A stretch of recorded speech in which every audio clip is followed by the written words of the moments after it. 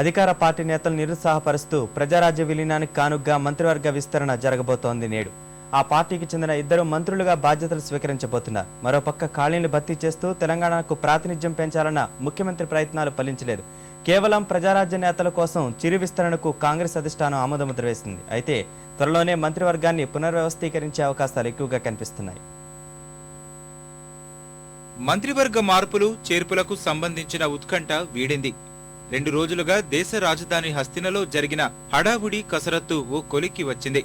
ముఖ్యమంత్రి కిరణ్ కుమార్ రెడ్డితో పాటు పీసీసీ అధ్యక్షుడు బొత్స సత్యనారాయణ ఢిల్లీలో పార్టీ రాష్ట్ర వ్యవహారాల పర్యవేక్షకుడు ఆజాద్తో మంతనాలు జరిపారు. పార్టీ అధినేత్రి సోనియాను సీఎం ఆజాద్ కలిశారు. 1-2 తొలగింపులతో పాటు ఖాళీల భర్తీ, తెలంగాణ ప్రాంత ప్రాతినిధ్య పెంపు ప్రతిపాదనలను కిరణ్ అధిష్టానం ముందుంచారు. అయితే ప్రస్తుతానికి ప్రజారాజ్యం నేతల చేరికకు మాత్రమే హైకమాండ్ అనుమతినిచ్చింది. ఈ మేరకు రాజ్భవన్లో ప్రజారాజ్యం నేతలు గంటా శ్రీనివాసరావు, సి రామచంద్రయ్య మంత్రులుగా ప్రమాణ స్వీకారం చేయనున్నారు.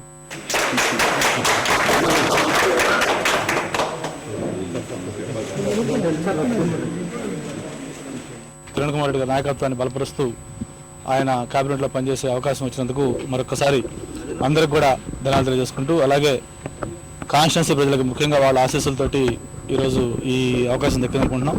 శ్రేయోభిలాషులు సన్నిహితులందరూ కూడా హృదయపూర్వకంగా ధన్యవాదాలు తెలియజేసుకుంటూ, రెండవసారి ఈ అవకాశం వచ్చింది.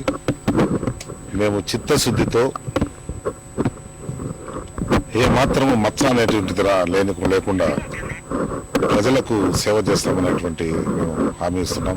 వివాదాలకు కేంద్ర బిందువుగా మారిన చేనేత శాఖ మంత్రి శంకర్రావును మంత్రివర్గం నుంచి తొలగించేందుకు అధిష్టానం సమ్మతించింది. సహచర మంత్రులతో పాటు సీఎం పైన విమర్శలు చేస్తున్న ఆయనకు కేబినెట్ నుంచి ఉద్వాసన పలికారు. మిగతా తొలగింపులు, శాఖల మార్పుల అంశాన్ని తాత్కాలికంగా పక్కన పెట్టారు. కాంగ్రెస్ లో సొంత పార్టీని విలీనం చేసినందుకు గాను చిరంజీవికి ప్రత్యేక గుర్తింపు ఇవ్వాలన్న ఉద్దేశంతోనే ఈ మారు మిగతా మార్పులకు వెళ్లకుండా కేవలం చిరు విస్తరణకు మాత్రమే పరిమితమైనట్లు తెలుస్తోంది. మంత్రివర్గంలో ప్రాంతీయ సామాజిక సమతుల్యం లేదని భావిస్తున్నందున త్వరలోనే పునర్వ్యవస్థీకరణ ఉంటుందని కాంగ్రెస్ వర్గాలు చెబుతున్నాయి.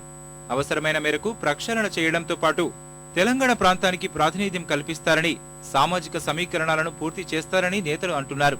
వీలైనంత త్వరలోనే పునర్వ్యవస్థీకరణ చేపడతారని విశ్వసనీయ వర్గాల సమాచారం. శాఖల మార్పులపై కూడా అప్పుడే దృష్టి సారించవచ్చని తెలుస్తోంది. మొత్తానికి తాజా విస్తరణతో కాంగ్రెస్ ఆశావహులు నిరుత్సాహానికి లోనయ్యారు. ప్రాంతీయ సామాజిక సమీకరణాల ఆధారంగా తమకు తప్పక అవకాశం లభిస్తుందన్న ఆశతో ఉన్న వారిలో తాజా విస్తరణ నిరాశ మిగిల్చింది. ప్రజారాజ్యం నేతల్లో మాత్రం సంతోషం వ్యక్తమవుతోంది.